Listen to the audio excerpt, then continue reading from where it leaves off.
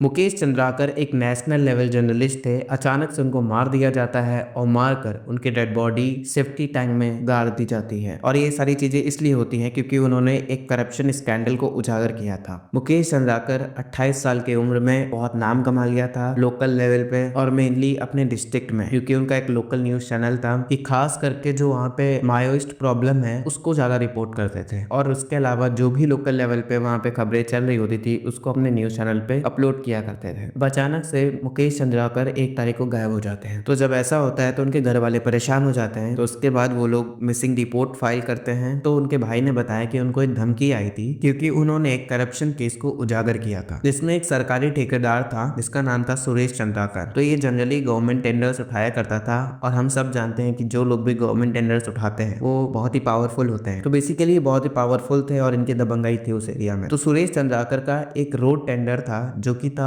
120 करोड़ का और इसको मुकेश चंद्राकर ने उजागर कर दिया था। और इसमें मुख्य रूप से आरोपी सुरेश चंद्राकर, कुछ पॉलिटिकल लीडर्स का नाम था और साथ में कुछ गवर्नमेंट ऑफिसर्स का भी नाम था। कुल मिला के इन्होंने पूरी इन्वेस्टिगेशन कर ली थी कि ये 120 करोड़ का स्कैम है और इसमें ये लोग इन्वॉल्व हैं। तो इसमें जाहिर सी बात है कि सुरेश चंद्राकर इनसे नाराज ही होगा और भी बहुत से जो सरकारी ऑफिसर्स थे वो भी नाराज थे। तो जैसे ही इन्होंने इस केस को उजागर किया तो उसके बाद से इनको धमकियां आनी चालू हो गई थी कि आप ये क्या लिख रहे हो। तो सुरेश चंद्राकर ने इस चीज की धमकी भी दी मुकेश चंद्राकर को कि ये सब रिपोर्ट मत करो वरना आपको दिक्कत हो जाएगी। तो मुकेश चंद्राकर के जो बड़े भाई हैं उन्होंने बताया, और उनका नाम युकेश चंद्राकर है। तो इन्होंने बताया कि जो सुरेश चंद्राकर का भाई है उसने एक मीटिंग फिक्स कराई थी। तो लास्ट टाइम जो मीटिंग थी वो घर पे बता के गए थे कि हम सुरेश चंद्राकर के यहाँ मीटिंग करने जा रहे हैं। तो उसके बाद वो जाते हैं और वहां पे उनका फोन स्विच ऑफ हो जाता है तो वो घर वापस आते नहीं है। तो उनके बड़े भाई पुलिस में कंप्लेन करते हैं क्योंकि वो बता के गए थे कि वो कहाँ गए हैं। इसके बाद सारे लोकल जर्नलिस्ट पुलिस के ऊपर दबाव बनाते हैं कि आप मिसिंग रिपोर्ट फाइल करिए, जिसके बाद एफआईआर दर्ज कर दिया जाता है। और फिर 2 दिन बाद मतलब कि 3 जनवरी को मुकेश चंद्राकर की डेड बॉडी डिस्कवर होती है। तो जब पुलिस इन्वेस्टिगेट करती है सुरेश चंद्राकर के घर पे तो वहाँ पे एक सेफ्टी टैंक था। उस सेफ्टी टैंक में एक नया नया प्लास्टर हुआ था तो उसको खोदा जाता है, फिर वहां से डेड बॉडी निकलती है। ये वीडियो आपको यूट्यूब पे मिल जाएगी, आप बस मुकेश चंद्राकर वीडियो डालिएगा। और यहाँ पे हम लोग आपको वीडियो नहीं दिखा सकते, बहुत से कारण है। तो वाटर टैंक के अंदर मुकेश चंद्राकर की बॉडी मिलती है। तो जब बॉडी मिलती है तो ये पता चलता है कि ईमानदारी की वजह से मुकेश चंद्राकर को मार दिया गया। बॉडी मिलने के बाद उनके बड़े भाई ने सारी चीजें कर ली हैं, जैसे कि सीसीटीवी फुटेज निकाल ली, लास्ट लोकेशन पता कर ली। तो फाइनली ये तो कंफर्म है कि सुरेश चंद्राकर ठेकेदार ने ही उन्हें मरवाया है। तो ये सारा केस ओपन है। पुलिस अभी तक गिरफ्तार कर पाई है सुरेश चंद्राकर के 2 भाई रितेश चंद्राकर और दिनेश चंद्राकर को गिरफ्तार कर पाई है। और मेन एक्यूज्ड अभी भी भागा हुआ है। और सुरेश चंद्राकर के जैसे लोग हर जगह भरे पड़े हैं क्योंकि जो इंसान ईमानदारी से अपना काम करना चाहता है उसको